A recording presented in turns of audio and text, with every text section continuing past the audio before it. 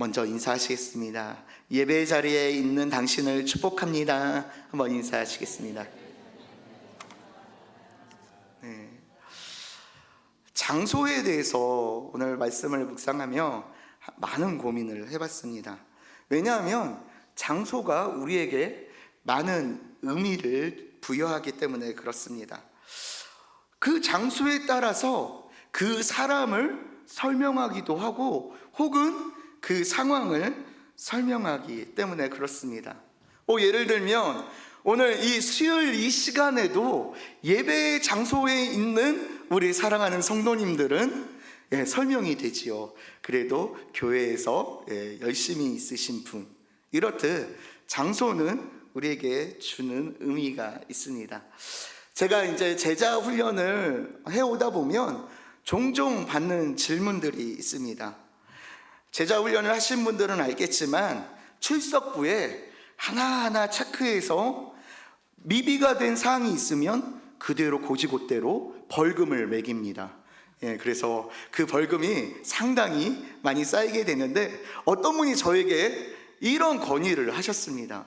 목사님, 저는 직장이 끝나서 퇴근 후에 금요일날 아무리 서둘러서 교회에 도착해도 설교가 다 끝나고 기도하는 시간인데 그 시간도 한 10분 정도밖에 남지 않는데 제가 과연 그때에도 이 교회에 와서 금요 성령 집회에 참여를 해야 하겠습니까? 어떤 경우에는 진짜 10분도 참여하지 못하고 올라올 때 성도님들은 내려가실 정도로 그렇게 힘들게 오는데 효율성 면에서는 저는 빼주는 게 마땅하지 않습니까? 이렇게 질문을 합니다. 여러분의 생각은 어떻습니까? 저는 오는데 당신은 안 오면 안 됩니다 라는 마음으로 꼭 와야 됩니다, 아니면 당당하게 벌금을 내십시오, 이렇게 하실 수도 있습니다. 만약 안 와도 됩니다 라고 답할 수 있다면 제가 이 말씀 자체를 안 드리겠죠. 그냥 둘이 그러면 오지 마십시오 조용하게 얘기를 했겠죠. 금요 성령 집회는 베들레헴의 모든 지체가 함께 모여서 뜨겁게 기도하고 예배하는 은혜의 장소입니다. 이 시간에 이 자리에 참석했다는 것을 단순하게 그 자리에 있구나라는 의미로만 해석해서는 안 된다고 저는 생각합니다. 그 불금의 귀한 시간을 하나님께 드린다는 것부터 시작해서 누군가는 그 시간을 드리기 위해 많은 것을 희생하고 노력해서 그 자리에 있기 때문에 그렇습니다. 그 모든 것이 준비하고 희생하고 노력하는 그 모든 것이 벌써 하나님을 향한 사랑과 예배의 마음이고 그 마음을 가지고 비로소 성령 집회에 참석하는 것이기 때문에 그렇습니다. 때로는 그런 분들은 상황적인 그 어려움으로 인하여 그 성령 집회에 참석하지 못한다 하더라도 어떻게든 참석하기 위해 애를 쓰는 그 열망과 노력이 벌써 하나님께 올려드리기 때문에 저는 단언코 5분만이라도 오십시오, 다 끝났을지라도 오셔서 기도하고 가시면 됩니다. 그러면 인정이라고 이야기합니다. 사람은 외모를 보지만 하나님은 그 사람의 중심 그 자체를 보시기 때문에 그렇습니다. 그렇기 때문에 우리는 늦더라도 오늘 이 예배 자리에 나와야 합니다. 오늘은 이렇게 벌써부터 예배를 드리는 여러분일지라도 수요일 무슨 일이 생겨서 과감히 한 30분 늦으니까 오늘은 패스라고 하지 마시고 여전히 예배에 나오시는 우리 성도님들 되시기를 주님의 이름으로 축복합니다. 교회를 장소라고 교회의 의미를 국한하진 않습니다. 교회의 의미가 아시다시피 에클레시아, 성도들의 모임이기에 장소에 대해서는 가볍게 생각할 때가 참 많이 있습니다.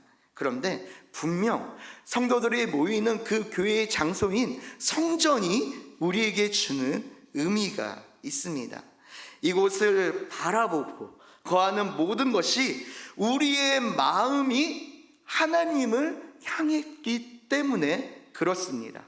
이러한 맥락에서 오늘 수요예배에 참석하는 모든 성도님들이 다시 한번 이 하나님을 향하는 장소를 사모함으로 시간을 드리고 헌신하고 노력하는 이 하나님을 향한 마음 갖기를 주님의 이름으로 축복합니다.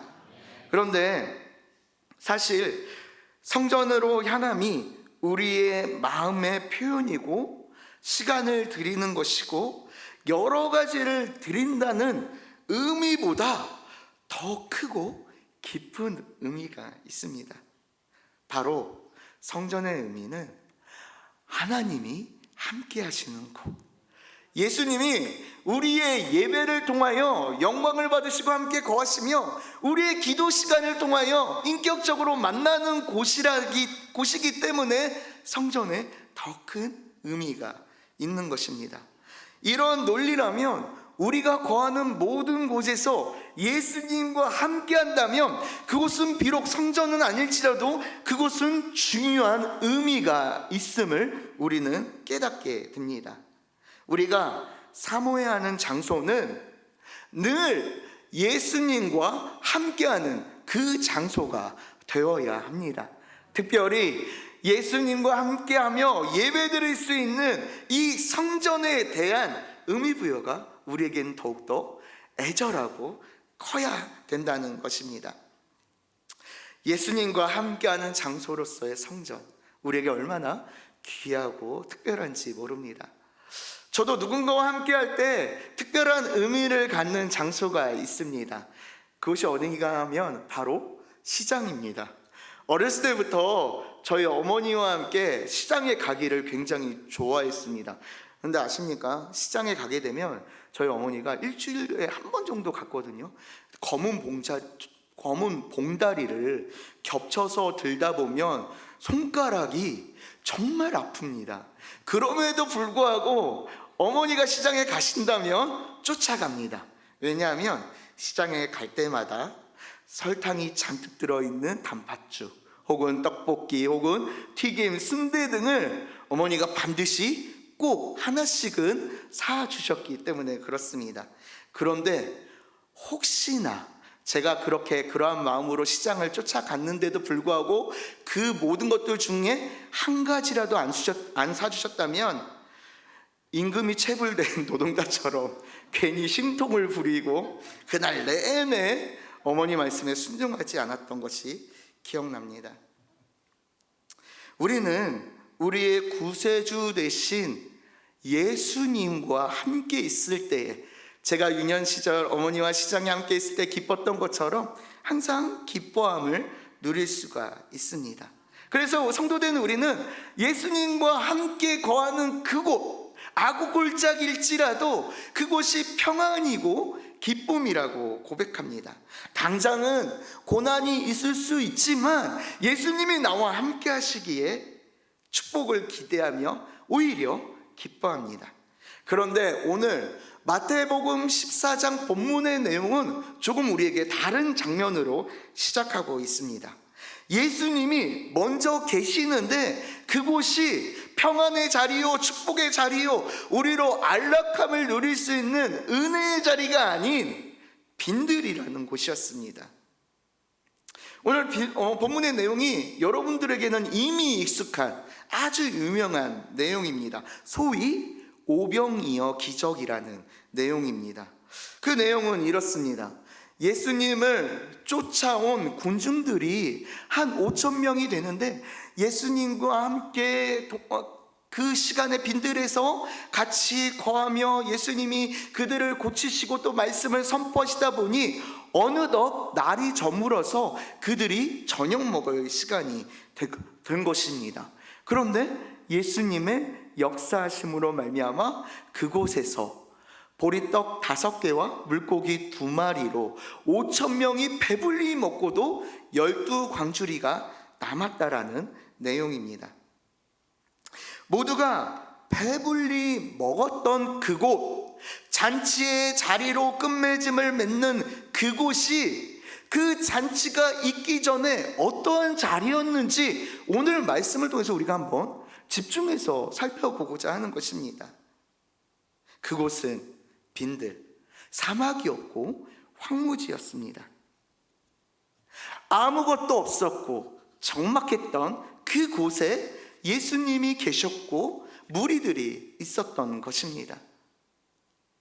이 황무지, 빈들을 이야기할 때 저는 요즘 이 시대, 우리가 살아가는 이 상황이 오버랩됨을 느낍니다. 정말 이 세상 자체가 빈들과 같습니다. 황무지와 같습니다. 누구나 고독을 경험합니다. 우리가 거하는 이곳이 바로 빈들과도 같습니다. 그러기에 빈들에 있는 우리, 세상 가운데 있는 우리는 예수 그리스도가 없이 스스로는 어떠한 것으로도 만족함을 얻을 수가 없습니다. 돈이 있어도 만족할 수 없고, 명예가 있어도 만족할 수 없고, 나에게 지금 당장 건강이 있다 해도 우리는 만족함이 없습니다. 오히려 채워지지 않는 공허함 때문에 더 큰 것을 갈급해야 하는 모습을 보게 됩니다. 그리고 내 인생은 그 채워지지 않는 공허함 가운데 많은 고난과 환난을 겪게 됩니다. 오늘 예수님이 계셨던 그곳이 바로 빈들이었습니다. 오늘 말씀 마태복음 14장 13절에 보면 예수께서 들으시고 배를 타고 떠나사 따로 빈들에 가시니 무리가 듣고 여러 고을로부터 걸어서 따라간지라. 예수님께서 오늘 이곳 빈들에 혼자 오신 이유가 있습니다. 오늘 본문은 마태복음 14장 13절부터 시작이 되는데 10절과 12절에 보면 예수님의 사랑하였던 세례 요한의 순교 소식을 듣게 됩니다. 예수님은 그 상황이 너무나 참담하셨기에 모든 사역을 뒤로하고 아무도 없는 적막함이 있는 그곳 빈들로 배를 타고 따로 오셨던 것입니다. 세례 요한의 순교, 그 참담한 마음, 그리고 그 참담한 마음 끝에 이제까지 오랜 사역 동안 분주한 사역 가운데 지친 그 육신을 조금 쉬고자 어쩌면 이 빈들에 계신 것인지도 모릅니다. 이 빈들을 헬라어 원어로 보면 에라몬 토폰이라고 합니다. 에레몬 토폰. 이 에레몬 토폰은 에레모스라는 단어와 장소를 이야기하는 토포스라는 단어가 합쳐져서 에레몬 토폰이라는 말이 되었습니다. 그런데 이 에레모스라는 단어에는 빈이라는 의미가 있습니다. 이 에레모스의 단어에 대해서 조금 구체적으로 살펴보면 어떤 의미가 있냐면 버림받은, 고독한, 황막한, 황폐한 이런 부정적인 의미를 가지고 있습니다. 그런데 오늘 그 예수님이 계신 이 에레몬 토폰이라는 곳이 이렇게 황폐한 곳이었고 적목한 곳이었고 고독한 곳이라는 것입니다. 이 빈들이 어떻습니까? 제가 앞서 한번 말씀드렸다시피 마치 지금 우리가 살고 있는 이 세상의 모습과도 같지 않습니까? 어제의 친구가 오늘의 적이 되고 혹은 내일의 적이 되기도 합니다. 철저하게 결과로 책임을 추궁당하기도 하고 또한 많은 것을 잃기도 합니다.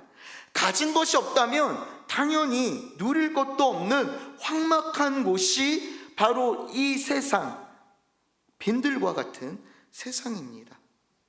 우리는 이 빈들에서 어제도 살았고 오늘도 살았고 내일도 살아갑니다.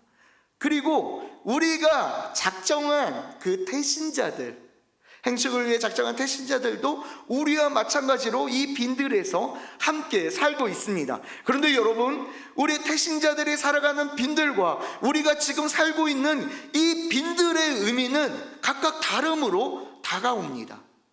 우리가 살고 있는 이 빈들은 예수님과 함께 동행하는 곳이기에 우리는 은혜를 경험합니다. 예수님과 함께 하시기에 비록 황막한 곳이지만, 적막한 곳이지만, 고독을 느낄 수밖에 없는 곳이지만, 예수님으로 인하여 우리는 나음을 경험하게 되고 은혜를 경험하게 됩니다. 때문에 우리가 작정한 이 태신자들, 아직도 적막한 빈들을 찾아 살고 있는 이 태신자들을 우리가 살고 있는 이 변들로 초청해야 하는 것입니다. 그러기 위해 우리가 행축을 선포하고 지금 기도하며 전도 매뉴얼을 진행해 가고 있는 것입니다. 그러면 어떻게 하면 구체적으로 우리가 그들을 우리가 살아가는 이 빈들로 초청할 수 있을까요? 오늘 본문의 말씀을 가지고 두 가지로 나눠보고자 합니다. 첫 번째로는 예수님의 마음이 있어야 합니다. 한번 읽어보겠습니다. 시작. 예수님의 마음이 있어야 합니다. 마태복음 14장 14절 같이 읽겠습니다. 예수께서 나오사 큰 무리를 보시고 불쌍히 여기사 그 중에 있는 병자를 고쳐주시니라. 아멘. 빈들에서 무리를 보시는 그 예수님의 첫 번째 마음이 뭐였냐면 불쌍히 여기는 마음이었습니다. 이 불쌍히 여기는 마음이 무엇인가 하면 긍휼이라는 마음입니다. 이는 대상자의 사랑에서 우러나는 마음인데 그냥 사랑이 아니라 신적인 의미를 포함하고 있는 아가페적인 사랑이 있을 때만 나타날 수 있는 사랑의 모습이 바로 긍휼입니다. 오늘 우리의 태신자에게 이러한 긍휼의 마음이 있기를 주님의 이름으로 축복합니다. 그런데 이 긍휼의 마음이 우리에게 그냥 생기는 마음이 아닙니다. 요즘 제가 논문과 관련하여서 정말 험난한 시절을 보내고 있습니다. 매일 밤을 새워야 마땅한 그 제 상황과 처지인데 그러면 정말 큰일 날 것 같아서 하루에 한 4시간 정도는 꾸준히 잠을 자고 있습니다. 그런데 제 이런 그 모습을 바라보는 두 명의 여인의 다른 입장이 분명하게 나타납니다. 물론 둘 다 저를 사랑하시는 여인들이지만 어머니의 사랑, 예수님의 신적 사랑을 담는 어머니의 사랑, 아가페의 사랑은 정말 그 입장이 다릅니다. 저희 어머니는 저의 그런 모습을 보고 늘 걱정하십니다. 정말 제가 귀찮을 정도로 전화하셔서 그러다 쓰러지면 어떡하냐, 뭐 사다 줄까? 아니면 뭐 필요한 거 있으면 말해, 뭐 먹고 싶은 건 없냐? 막 이런 식으로. 그러니까 늘 그냥 제가 안 돼 보입니다. 이게 어머니의 사랑이고 아가페의 사랑과 조금 가깝습니다. 그런데 또 다른 여인, 저의 아내는 사뭇 다릅니다. 논문 쓸 수 있는 것 자체가 호강인 줄 알아? 끝. 불쌍히 여기는 건 역시 아가페의 사랑에서 나오는 것입니다. 오늘 예수님이 무리를 보실 때 그런 아가페의 사랑, 긍휼의 마음으로 그들을 바라보셨습니다. 아니, 예수님이 인간의 눈으로 보실 때에는 아까 제가 상황을 설명해 드리지 않았습니까? 세례 요한의 죽음으로 말미암아 그동안 분주한 그 사역으로 말미암아 몸과 마음이 지쳐서 그 군중으로부터 떠나가지고 일부러 배를 타고 빈들로 나오신 상황인데 그들이 또 쫓아오셨습니다. 아마 저였다라면 징글징글 맞은 녀석들 여기까지 쫓아오니 좀 저리로 가주지 않겠니? 라고 얘기했을 텐데 예수님의 마음은 불쌍히 여기는 마음이었습니다. 오늘 우리의 태신자들을 대하는 예수님의 마음도 아마 빈들 가운데 고난과 그 환난 가운데 있는 태신자들을 바라볼 때 이런 마음으로 바라보실 것입니다. 그리고 오늘 이 자리에서 예배드리는 우리에게 이 긍휼의 마음을 가지라고 우리에게 말씀해 주고 계십니다. 우리는 그렇지 않습니까? 이번 행축은 조금 더 이게 디테일하게 우리를 압박하는 것 같아. 그래서 예전에는 작정하지 않았는데 태신자도 작정하게 되고 이제 뭐 소그룹 모임으로 해서 기도하라고 체크하고 있으니 이번엔 기도도 하고 푸사도 바꿨고 행축 매뉴얼 따라 차 선물도 했고 그런데 내가 이렇게까지 했는데 아직도 내 태신자들은 마음이 안 움직이고, 어떻게 이럴 수가 있지? 어떻게 나한테 이렇게 할 수가 있지? 절망을 하기도 하고 분노하고 계시진 않습니까? 그런데 오늘 빈들에 있는 예수님은 그 모든 것들을 다 뒤로 하고 그저 불쌍히 여기셨던 것입니다. 불쌍하니까 그들의 문제를 해결해 주셨습니다. 그 5천 명이 넘는 사람, 아파서 병자이기에 예수님을 그 빈들까지 쫓아온 그 이유를 알기에 그들을 한 명 한 명 고쳐주셨습니다. 사실 그들이 예수님을 쫓아온 그 동기조차도 예수님의 마음엔 합한 것이 아니었습니다. 우리도 어쩌면 태신자에게 좀 마음이 상했어도, 어떻게 이럴 수가 있지 하는 마음이 들어도, 그가 정말 절박한 위기 가운데 처해 있다면 그럼에도 불구하고 도와줄 수 있는 마음이 있을 겁니다. 그런데 그 사람이 나의 태신자가 혹은 어떤 누군가 나를 기만했던 사람이라면 그 내 태도는 달라집니다. 네가 어떻게 나한테 그럴 수가 있어? 그리고 돌아보지도 않습니다. 그런데 오늘 예수님을 쫓아 빈들까지 온 무리들은 목적이 따로 있었습니다. 베드로의 고백처럼 예수님은 그리스도시요 살아계신 하나님의 아들이십니다라는 고백을 가지고 예수님이 우리의 구세주 되시기에 나는 예수님을 쫓습니다, 그런 생각으로 온 게 아니라 그저 그들은 그들의 현실에 지금 아픈 몸을 고침받기 위해 예수님을 찾았던 것입니다. 실제로 고침받고 나면 끝! 예수님을 찾지도 따라다니지도 않는 그저 무리들이었습니다. 예수님은 그들의 마음을 벌써 아셨습니다. 그럼에도 불구하고 예수님은 그냥 여전히 그들을 불쌍히 여기셨습니다. 그러하기에 그들을 고쳐주셨습니다. 그들의 필요를 예수 그리스도의 그 사랑의 마음으로 채우신 것입니다. 사랑하는 베들레헴 교회 성도 여러분, 행축을 진행하며 지금 여러분의 마음은 어떻습니까? 혹시 반응 없는 나의 태신자들 때문에, 혹시 반발하는 나의 태신자들 때문에 절망 가운데 있고 벌써 포기하고 그들로부터 멀리 떠나 있지는 않습니까? 오늘 말씀은 긍휼히 여기라고, 불쌍히 여기라고, 빈들에서 예수 그리스도 없이 적막함과 고독함과 환난을 경험하는 나의 태신자들을 불쌍히 여기라고 말씀해 주고 계십니다. 이를 위하여 기도하며 이 마음을 달라고 또 기도하는 우리 사랑하는 베들레헴 교회 성도님들 되시기를 주님의 이름으로 축복합니다. 두 번째로 우리에게는 순종의 마음이 있어야 합니다. 어쨌건 예수님은 무리 가운데 이제 아픈 자들을 고쳐주고 계십니다. 워낙 무리가 많기 때문에 하나하나 고치다 보니 이미 해가 저물어서 그들이 저녁을 먹어야 될 타이밍이 됐습니다. 그러니 제자들이 얼마나 머리를 잘 썼냐면, 예수님 이제 날도 저물고 저들도 배가 고프니까 이 자리를 파하시죠. 저들 퇴근시키죠. 각자 집으로 돌아가서 알아서 저녁 먹게 하시죠. 이렇게 예수님께 제안을 했습니다. 어쩌면 이것은 예수님께도 반가운 제안일 수 있었습니다. 왜냐하면 예수님은 이미 사역 때문에 기진이 하셨고 마음도 굉장히 상처받은 상태였습니다. 그러니 얼마나 솔깃한 제안이었습니까? 그런데 예수님은 단호하게 말씀하십니다.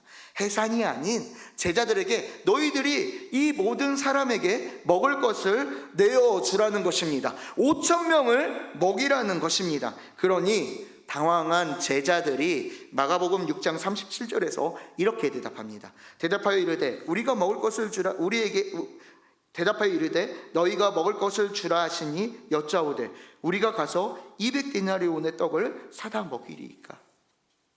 200데나리온 얼마인지 가늠이 되십니까? 하루 품삯이 한 데나리온이니까 지금으로 따지면 약 2천만 원 정도 됩니다. 그러니 제자들에게 야 너희가 이 음식을 먹여라, 이 말은 제자들은 어떻게 들었냐면 너희들이 2천만 원으로 이들을 다 떡을 사다 먹여, 실현 가능성이 없는 말씀을 지금 예수님이 하고 계십니다. 사실 제자들에게는 2천만 원 상당의 돈도 없었을 뿐더러 가진 것이 전혀 없었습니다. 그들이 가진 것은 어린아이의 도시락이었던 보리떡 5개와 물고기 2마리 뿐이었습니다. 우리도 행축을 진행하며 태신자들을 전도하려고 할 때 이런 마음을 갖습니다. 예수님, 행축을 진행했는데 저희는 태신자 자체가 없습니다. 주님, 저보고 행축을 하라고 하시는데 저는 시간도 없고 섬길 수 있는 물질도 없고 건강도 없고 마음의 여유도 없습니다. 그런데 예수님은 오늘 제자들에게 하신 말씀처럼 너희가 먹여라 라고 말씀하십니다. 너희가 가진 걸 잊지 않니? 작은 도시락이지만 그걸 먹여라 라고 말씀하십니다. 오늘 제자들이 이 말씀에 순종했을 때 어떠한 일이 일어납니까? 보면 19절에 보면 무리를 명하여 잔디 위에 앉히고 떡 5개와 물고기 2마리를 가지사 하늘을 우러러 축사하시고 떡을 떼어 제자들에게 주시매 제자들이 무리에게 주니. 예수님의 말씀대로 내가 가진 것 보리떡 5개와 물고기 2마리를 예수님께 드렸습니다. 그랬더니 예수님이 식기도 하고 그걸 다시 나눠주라고 제자들에게 나눠주시는 것입니다. 여러분 같으면 그걸 순종할 수 있겠습니까? 예수님 지금 쇼크하십니까? 이걸로 어떻게 5,000명을 먹일 수 있습니까? 하지 않으시겠습니까? 이와 비슷한 사건이 요한복음 2장에서 똑같이 일어납니다. 가나안 성에 혼인잔치가 열렸습니다. 3일 동안 진행되는 혼인잔치인데 그 당시의 혼인잔치에는 포도주가 예의의 표현이었고 꼭 갖춰야 될 음식이었습니다. 그런데 어떡합니까? 그 잔치에 포도주가 떨어졌습니다. 이 일을 연회장이 예수님의 어머니인 마리아와 상의했고 마리아가 예수님께 이 사실을 알렸더니 예수님이 돌 항아리 6개, 그 항아리가 어떤 항아리냐면 손발을 씻기 위한 결례 의식을 행하기 위한 그 물 항아리에다가 돌 항아리에다 물을 가득 채우고 그냥 나눠주라는 것입니다. 하인들이 이를 순종했지 않았습니까? 그때 그 잔치에는 이전까지 맛보지 못했던 최상급의 포도주를 맛볼 수 있었던 것입니다. 하인들이 순종하였을 때 이 일이 일어난 거죠. 오늘 본문에서도 제자들이 그 작은 떡 조각을 받아들고 예수님의 말씀에 순종하여 사람들에게 나눠주기 시작했습니다. 그런데 이게 어찌된 일입니까? 사람들이 모두 다 먹었습니다. 그것도 눈치 보기라고 이거 없는데 나라도 조금 먹어야지 그렇게 조금씩 먹었던 게 아니라 12광주리가 남을 정도로 흡족하게 먹고도 남음이 있었던 것입니다. 사랑하는 성도 여러분, 행축을 준비하시며 대면하시는 여러분들의 마음이 어떻습니까? 나는 믿음도 없고 가진 것도 없고 내가 감히 저들을 전도하기에는 너무나 부족하게 하지 말아야지 하는 생각을 갖고 계십니까? 그런데 오늘 예수님이 너희가 먹여라 라고 말씀하십니다. 명령하십니다. 순종할 때 오병이어의 결과인 5,000명이 먹고도 남음이 있는 귀한 역사가 오늘 우리의 행식 가운데 반드시 일어날 줄 믿습니다. 성도인 우리도 또 우리의 태신자도 불신자도 빈들과 같은 세상을 함께 살아가고 있습니다. 빈들은 고난의 장소이고 결핍의 현장입니다. 하지만 우리는 이 빈들에서도 은혜의 원천인 예수님과 함께함으로 은혜를 누리며 살아가야 합니다. 그리고 오늘 말씀을 통하여 너희의 태신자들, 너희가 알고 있는 그 불신자들도 그 은혜의 빈들로 초청하라고 말씀하고 계십니다. 여러분의 태신자들을 한번 다시 생각해 보시기 바랍니다. 나는 과연 불쌍한 마음이 그들을 향하여 있었나? 나는 과연 나에게 주신 것들을 가지고 새 생명의 기적을 이루기 위해 그들을 은혜의 빈들로 초청하기 위해 헌신하고 있었나? 오늘 이 말씀이 여러분에게 도전이 되고 결단이 되셔서 이번 행축을 통하여 오병이어의 이적을 경험하시는 우리 사랑하는 베들레헴의 모든 성도님들 되시기를 주님의 이름으로 축복합니다. 우리 다 같이 주 선한 능력으로 함께 찬양하시고 기도하는 시간 갖도록 하겠습니다.